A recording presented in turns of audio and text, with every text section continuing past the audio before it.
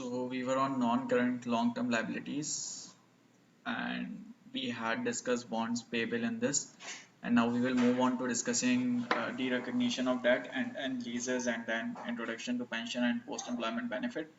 After that, there are two very small readings. Most of the content in that reading have already been covered, so we will cover those two readings quickly, and then after that we'll move on to corporate finance. So continuing from where we left, we had discussed this. This was discussed. This was discussed. And now the recognition of debt. So in last class, we discussed about issuing a bond. When we issue a bond, we are actually taking a loan. When we take a loan, that loan is recorded on balance sheet. As we have taken a loan by issuing bond, we pay interest on it, and when we pay the interest, that interest goes onto income statement. We record this loan or this bond based on the par value on, sorry, based on the price on balance sheet, which is the cash that we have received. So the entry is cash debit and uh, loan or bond credit, let's say by $90 for example.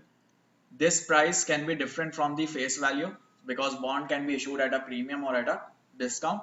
So we discussed that if face value is, let's say, $100, that means at maturity company will have to pay $100, but on balance sheet today it has recorded 90 or 110 or whatever. So that means if you have issued it at a discount, you will need to increase this amount throughout the life. Let's say life is 5 years to reach $100. Or if you have issued it at a premium, let's say $105, then you will have to reduce this amount on balance sheet to reach $100, and that is known as amortization of discount or amortization of premium. And how do you amortize? You charge interest on income statement. There can be two methods of amortization. One of the methods is straight line method. In a straight line method, you just calculate the difference. For example, difference in this case is $10, and you split the difference over the life of the evenly over the life of the bond. For example, here difference is $10, so you can split it over the life of 5 years. So every year you will charge $2 as amortization. So every year you will increase it from 90 to 92 and then 94, then 96, and you will reach $100 by 5 years. That is the straight line amortization. And another is effective interest rate method. In effective interest rate method, you calculate interest based on market rate, and the differential between market rate and coupon rate is amortized. So you record interest on market rate, and the difference between market rate and coupon rate is amortized, and then again as you continue to amortize it, it will reach out the face value at the end, or as you continue to amortize premium, it will reach out the face value at the end. So these were the two methods which we discussed. Why does this discount or premium arise? This arises primarily due to difference between market rate and coupon rate. And so if you amortize the difference between market rate and coupon rate, this difference will be adjusted over the life of the loan or asset or bond. And at the end you will have this 100 on balance sheet. Now once you have reached the end, you will have $100 on balance sheet, which is the face value, and you will have to, this is just an example, 100, 1 million or whatever it is, and you will have to return it to the investor. So it is like returning the loan. When you return the loan, you remove it from balance sheet. When you remove loan, a decrease in loan is recorded as a debit, so you debit loan. And when you return it, you will pay cash, and when you pay cash, cash is credited. So on your balance sheet, loan will be removed and cash will be removed by the same amount, and balance sheet will again balance. This is how you pay off or pay back the loan that you borrowed in terms of bond. That is one way of de-recognizing the loan or paying off the loan. Another way is that, for example, you do not wait till maturity, and even before maturity you sell it or you call it back. So there is a specific type of bond known as callable bonds. Callable bonds are those bonds in which there is a call option embedded. This means issuer has the right to call back bond. By calling back means buying back bond at any time he or she at a particular time after a particular time period. So if issuer is buying back bond before maturity, then he wouldn't pay $100. He would pay the price of the bond at that particular time period or at that particular point of time. So maybe price at that particular point of time can be higher. Let's say this is price. It can be higher than carrying value. Carrying value is the value on balance sheet, or it can be lower than carrying value.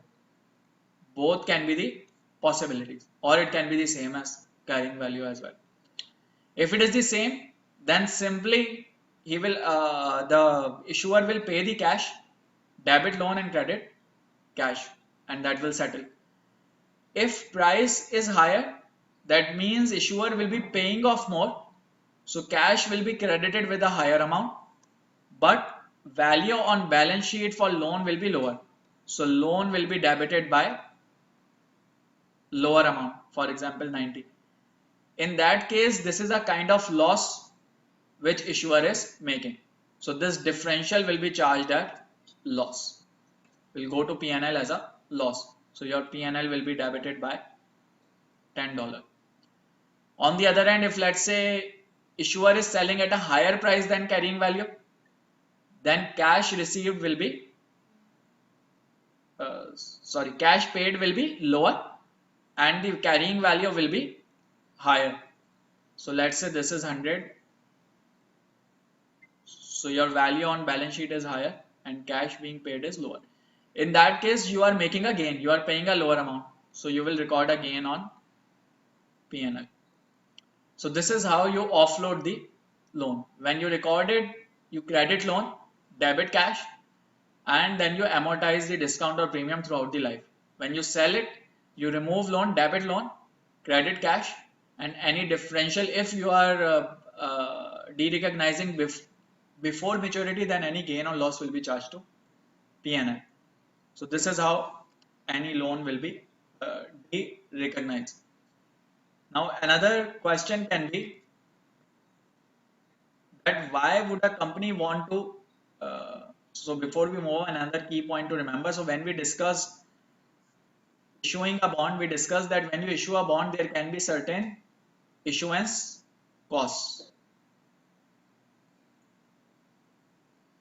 Issuance cost. And we discussed that these issuance costs are netted off against loan amount in IFRS. So you take the net amount. While in US GAAP, you separately record them or capitalize them on balance sheet and then amortize them. So in that case, you will have to remove that as well from the balance sheet. So that amount which was recorded as issuance cost will also have to be removed from balance sheet.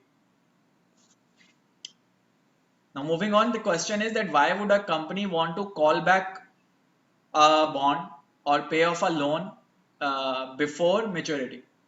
So generally there can be many reasons.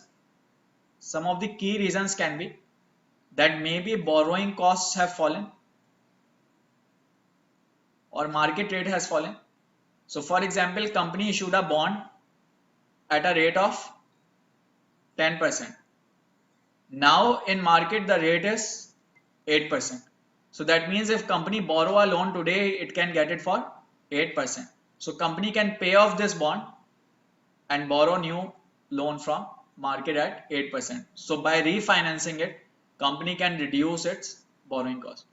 Or maybe company has sufficient liquidity or extra liquidity, and so company does not need loan anymore, so company wants to pay off loan by cash. So maybe high liquidity to reduce risk, or maybe to optimize capital structure. Maybe company thinks that capital structure is not at optimal ratio and that needs to be reduced, so it may pay off loan. So there can be multiple reasons for taking a loan or giving a loan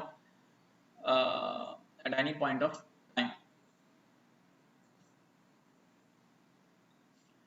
As we discussed that, for example, if a company, let's say, has a bond value 10 million and it is being called at 103.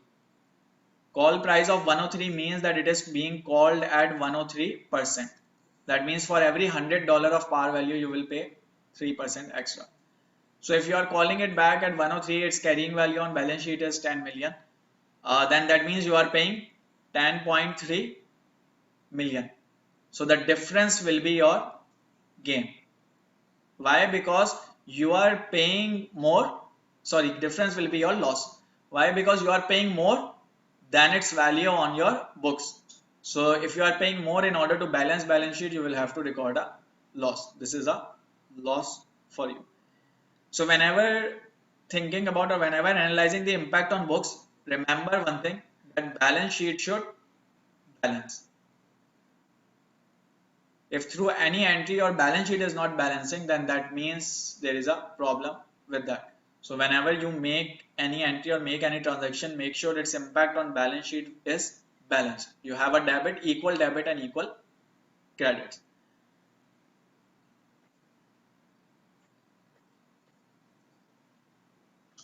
Moving on, debt covenants, something which we discussed earlier as well. What is a debt covenant? So if a company borrows a loan, it has to pay it back, and it has to pay interest on it as well. So what is the risk for investor or lender? Risk for lender is that company can default. So in order to protect himself, lender may put some conditions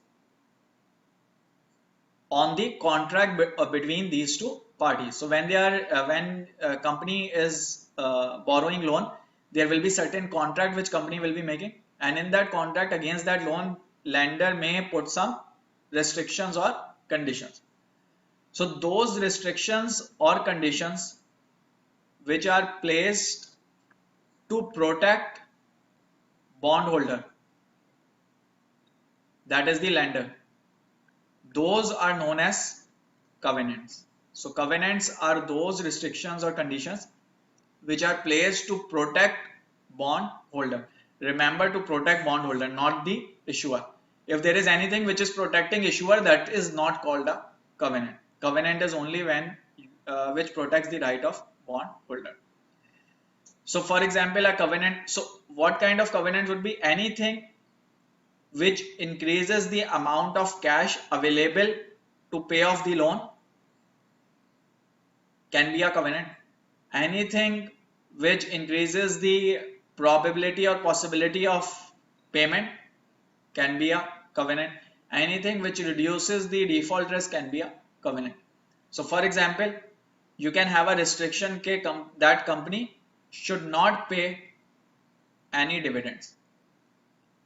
When company do not pay dividend, company will have more cash, will it? When company will have more cash, company will be able to pay off loan. Or you can have another condition, that company cannot take loan, additional loan. When company does not take additional loan, company can use all its assets to pay off the existing loan, also existing loan lender will be saved. Or there can be a condition that company's debt to equity ratio should remain below, for example, 30%. This is again a covenant. Why? Because if debt to equity ratio is low, then it is in the interest of bondholder. Why? Because if company has lesser debt, there are higher chances for company being able to pay it, and risk associated with company, solvency risk associated with company will be lower. So all these are covenants. There can be many types of covenants. These covenants can be divided into two broad categories: affirmative and negative. Remember one thing, no matter if it is affirmative or negative, both will be there to protect right of bondholder. If there is any condition which is against protecting the right of bondholder, that cannot be called covenant. Neither affirmative nor negative. Affirmative and negative both will protect the right of bondholder. What is affirmative? Affirmative are those which require an action. So for example, here company is required to maintain this debt to equity ratio. So company is required to do something, that is affirmative. So for example, company is required to issue equity, so that when company issue equity, its debt to equity ratio goes lower. Or when it issues equity, it gets cash. When it gets cash, it can pay off bondholder. So if company is required to do something, that is known as affirmative covenant. If company is required not to do something, for example, do not pay dividend, do not issue additional loan, that is known as negative covenant. But key point is, negative does not mean that it is against the right. It means that it just requires company not to do something, but it will be to protect the right of bond holder. Any problem? So no matter what the covenant is, it is only a covenant if it is protecting the right of bond holder. And why would this company want to have covenant? Because by having these covenants, company reduces the credit risk. If credit risk is lower, borrowing cost is lower, because borrowing cost is directly linked to credit risk. If credit risk is lower, borrowing cost is lower. So if there are multiple covenants, then borrowing cost will also be lower. Although company would have some restrictions, but then company will be able to enjoy lower borrowing cost as well. So this is covenants. That covenants are least likely to place restrictions on the issuer's ability to.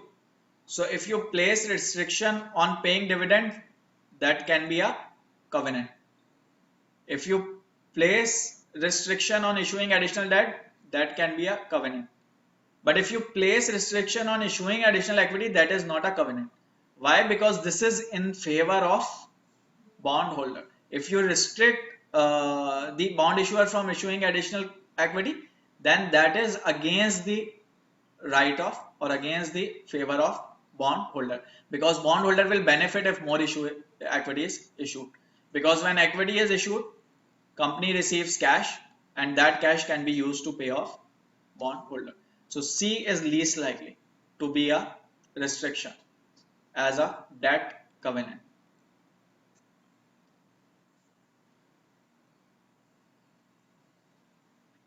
Presentation and disclosure requirements you can go through.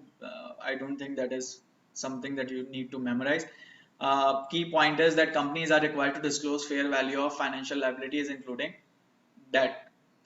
Although permitted to do so, few companies opt to report debt at fair values on the balance sheet. So on balance sheet, company has a choice. Companies have a choice if they want to report it at fair value or book value. But few companies report it at fair value, mostly at book value. Another key point to note is, generally debt's market value and book value are very similar, unlike assets. Assets would have very different market and book values, but debt generally have similar values. So that was about bonds. Now moving on to another type of long-term liabilities, which is leases. So three key types of long-term liabilities were bonds, leases, and pension funds, pension and post-retirement benefits. So we have covered bonds, now we are on leases. In leases, there are two key types of leases, which we discussed in last class as well: operating and financing. Operating lease is like a rent. So for example, if I take a machine and pay a rent every month, in that case I do not own the machine. That is known as operating lease. And it is an off balance sheet financing. Why off balance sheet? Because you do not record asset on balance sheet. As you do not own it, you do not record it on balance sheet. You just record a rent on P&L, so it does not go onto balance sheet. So on balance sheet, you neither see an asset nor a liability. So it is off balance sheet financing. Financing lease or capital lease is the one in which ownership is transferred.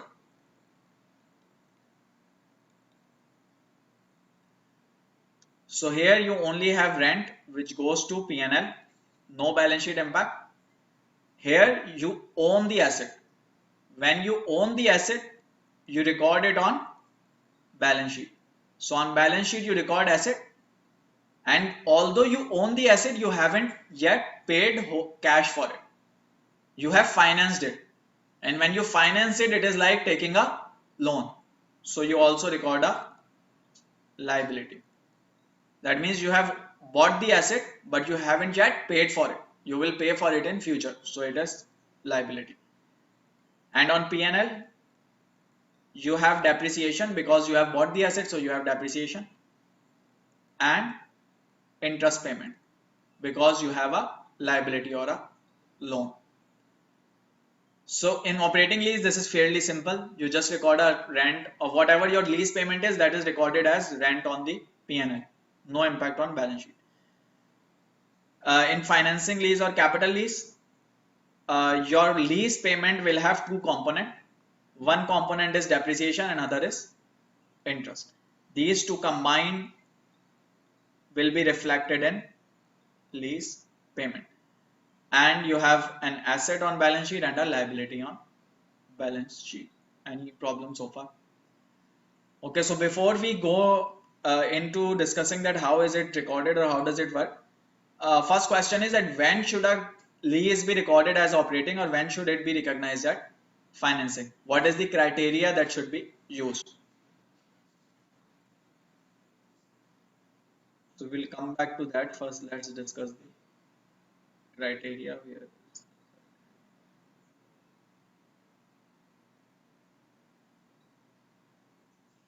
Yes. So criteria is that lease is classified as finance lease if any one of the following criteria is met under US GAAP. That is, ownership has been transferred, or bargain purchase option, that is option for lessee to purchase leased asset cheaply, or lease term is greater than 75% of useful life. Lease term means number of years of the lease. So for example, if you are leasing for 10 years and the useful life of this asset is 11 years, then you have leased it for almost whole of the useful life, then you should record it as asset on your balance sheet. You should own it. It's nearly like owning it because you have kept it for a very long period of most of its useful life. If present value of lease payments is greater than equal to 90% of the fair value of asset, that means you have paid almost all of the amount or all of the value of asset, then you should record it as asset on your books and it is finance lease. In IFRS, generally similar criteria is followed, but IFRS decision depends on economic substance of the transaction. That is transfer of risk and rewards. So if risk and rewards associated with asset are being transferred to the lessee, lessee means the one who is leasing it, and lessor is the one who is transferring the asset or who is providing the asset, and lessee is who is buying the asset. So if risk and rewards associated with this asset have been transferred, that is, if any damage or anything happens, then lessee will bear it, then it should be recorded as finance lease. Generally, in order to analyze that, again similar criteria is used. That is, you look at the useful life, you look at the payment, you look at the overall ownership transfer. If risk and rewards have been transferred, then it is assumed that ownership has been transferred. Now the question is that what are the advantages of lease? Why would a company want to lease rather than buy something? So for lessee, advantages are generally less costly financing compared to purchasing on credit, might be less restrictive compared to other forms of borrowing, improve leverage ratios. How does it improve leverage ratios? So if you have leased as on operating lease, then you wouldn't record an asset or liability on the balance sheet. When you do not record a liability and asset on the balance sheet, your balance sheet will have lower leverage. So your financing will not reflect in the ratios or on the balance sheet. Reduce risk of obsolescence. That is, if it becomes obsolete, you can replace it or you can enter into a new lease. For example, if you are on a operating lease. For lessor, what is the advantage? For lessor, advantage can be for uh, operating lease. The advantage can be tax benefits of ownership. How? So if lessor has given it on operating lease, lessor will have an asset on balance sheet. When it has asset on balance sheet, it will charge depreciation. When it charges depreciation, its profit will fall. When its profits fall, its tax will be lower. So both can have advantages or disadvantages of leases. Key advantages, this one, that is improve leverage ratio. So although your company will be levered, but it will look unlevered, or it will look to have a lower liabilities or lower risk. Lessee is the one who is buying and lessor is the one who is selling. Yes. सिर्फ operating lease में, yes. So in financing lease, generally you wouldn't have any of the advantages of lease except for borrowing. Borrowing cost can be lower than purchasing on credit. So if you are purchasing something from a party and getting it leased, as that lease is being backed by that asset, borrowing cost is lower. Otherwise, if you just go and take a loan from market, that can give you a higher rate. When the loan is for an asset, then cost is lower. Why? Because that asset protects the loan. If you are unable to pay the loan, then asset can be sold. So generally in finance lease, key advantage would only be borrowing cost. Major advantages or most of the advantages come in from operating lease, and one of the most important is improving leverage, which is yes in only in operating lease. Now the question is that how do we account for it? So in operating lease there is no problem. You just record the lease payment as rent on P&L. So this is very simple. In capital lease there is a bit of complex treatment. So in capital lease, first thing which you do is you calculate present value of future lease payments. So let's say that you calculate present value of future lease payments and it comes out to be, for example, $100. So this present value of future lease payments is recorded as asset on balance sheet and a liability on balance sheet. So your entry will simply be asset debit, liability credit by the same amount, which is the present value of future lease payments. You assume that this is the value of asset and you assume this is the loan amount. Any problem so far? So first you record asset and liability. Then every year you will continue to record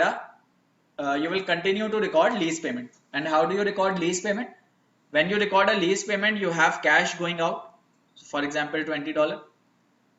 And what do you debit? You debit interest on the liability and you debit depreciation. So depreciation and interest debited. How do we actually do it? Let's do it through example that will make it clear. The amount initially reported as a leased asset on 2010 is 100 million. So this is your asset, and if it is your asset, your liability is also 100 million. Depreciation expense. So they have told you that this asset will be depreciated for 4 years using straight line method. If you are depreciating it using a straight line method for 4 years and its residual value or salvage value is 0, then depreciation expense every month will be 100 minus 0 divided by 4, which is 25. Every year you will charge 25,000 depreciation. So this is your depreciation expense. That is one part of it. Is 4 years and salvage value 0. Lease the fair value of the machine is this. The present value is straight line depreciation, so 25,000. Cabs should be treated as the lease finance under IFRS. The machine is leased for. So now, if you want to decide if it should be leased as finance lease or operating lease, how can you do that? So you can look at the value of present value. Present value of lease payment is 100 million. This is greater than 90% of fair value of asset. So that means it should be a finance lease. Secondly, you can look at the useful life. So if you look at the useful life, I think useful life will also be about 4 years or 5 years. And so again, if you are leasing for 4 years, that is greater than 75% of the useful life. So again, it should be recorded as a finance lease. What depreciation expense should be reported? So depreciation expense should be 25,000. So that is the basic initial treatment. Asset, liability, both should be same because debit and credit should be same. Then depreciation expense. This is the payment, and payment has to be made at the start of year. From this payment, some is depreciation expense and some would be interest expense. So how do we actually do it? So what is the amount of lease liability reported? So these were first step. Now moving on, reported on balance sheet on 1st January. What is the interest expense reported in fiscal year 2010? So on 1st January, you have recorded this liability and you also recorded this as asset. You recorded this as asset. You recorded depreciation of 25,000. Now if this is your liability, then you will pay some interest on liability. And how do you calculate interest for the year? Interest for the year is interest rate multiplied by beginning balance of liability or loan. You multiply interest rate with the balance at the start of the year, not at the balance with the balance at the end of the year. So your interest rate in this question is 10%. So you multiply it with the for the complete year or for during the year, you will multiply with the beginning value of the loan. So when you multiply 10% with the beginning value of the loan, it will give you how much? 10%. Beginning value of the loan should be 10,000. So that interest should be 10,000 for the year, correct? But there is another catch, and that catch is that you have made lease payment on the first day. So you took a loan of 100,000 and you made a payment on the same day. When you make a payment on the same day, then your loan amount will be reduced. So for example, I took a loan of 100 and I paid 29 out of it same day. So that means my net liability now is 71. So on the first day you took a loan and at the same point of time you paid this. So your interest should be calculated on net amount. So what will be the net amount? 100,000 minus 28,679. So when you take 100,000 minus 28,679, it will give you 71,321. That means on the very first day, you took a loan of 100,000, you recorded it. But at the same point of time, you made a payment of 28,679. When you made this payment, then your remaining loan is 71,321. So interest should be paid on 71,321. When you multiply it by 10%, you will get 7132. That means interest in 2010 should be 7132. When will it be paid? It will be paid at the year end or after year end. But during this year, for this year, interest should be 7132.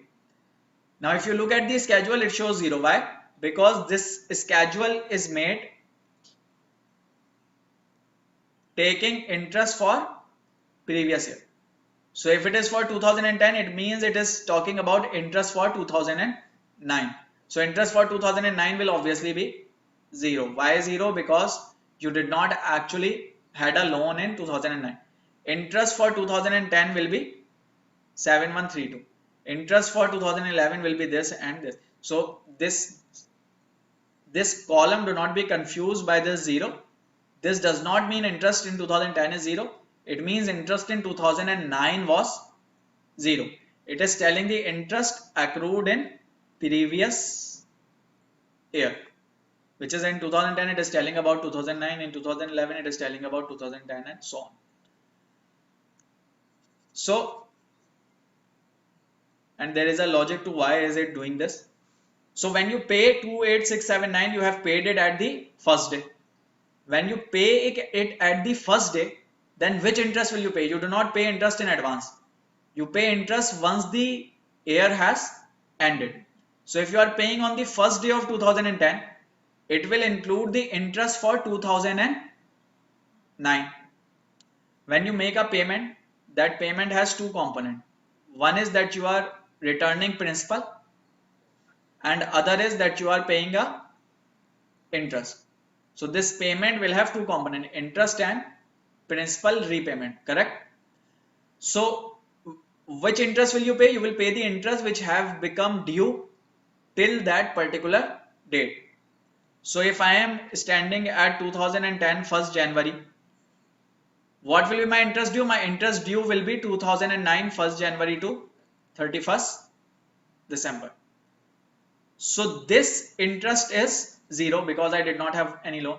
So that means whatever payment I make today would all be principal repayment. There is no interest payment in that component. Why? Because interest will get due once I move on. If I have taken loan today, I do not have any interest today. My interest today is 0. So that means this whole payment is principal repayment, interest is 0. So this whole is principal repayment. When I repay this principal becomes 71321. Now I go to next year starts with 71321. Again I make a payment on first day. When I make a payment on first day, some of this would be interest payment. How much? So 10% of previous year's loan. So 10% of 71321. 7132. So this is interest from this, and the remaining amount is 21547, which is repayment of principal. So this is now new principal. Now this becomes opening balance. Again I make the same payment from this. 10% of previous year is interest, remaining is principal, and I continue to do this. When I continue to do this, this interest continues to go on P&L. This continues to go on balance sheet. On balance sheet, initially I recorded a loan. Now I have repaid this. So this continues to decrease as I continue to repay. So every time I make this payment, entry is cash credit, and what is debited? Debited is interest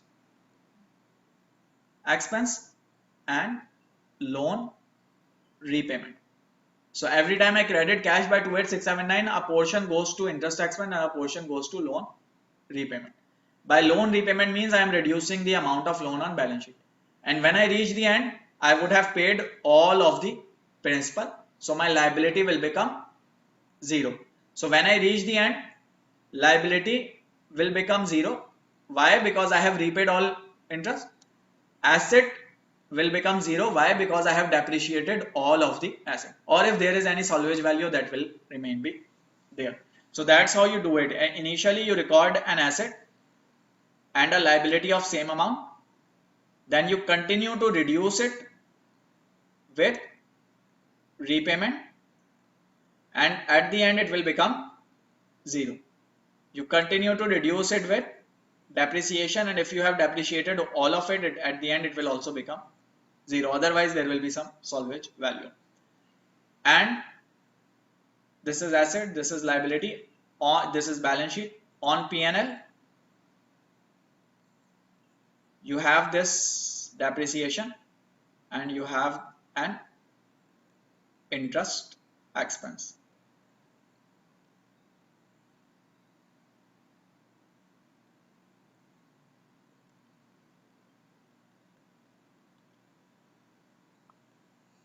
Any confusion? So key entries are initially asset debit, liability credited.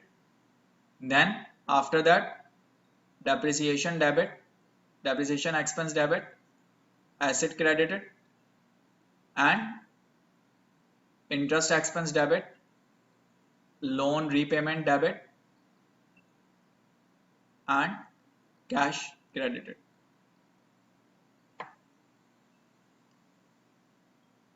So this is how you record it. So first step, calculate asset and liability value. How? By taking the present value of future payments. That is first step. Calculate present value of future payments. Once you have calculated present value of future payments, asset debit and liability credit by same amount. Then every year depreciate asset. So depreciation expense debit, asset credit. This is second step. Then every year calculate interest expense based on the loan at the start of the period, and differential between lease payment and cash lease payment and the interest expenses loan repayment or principal repayment. This is how it should work. Any questions on it?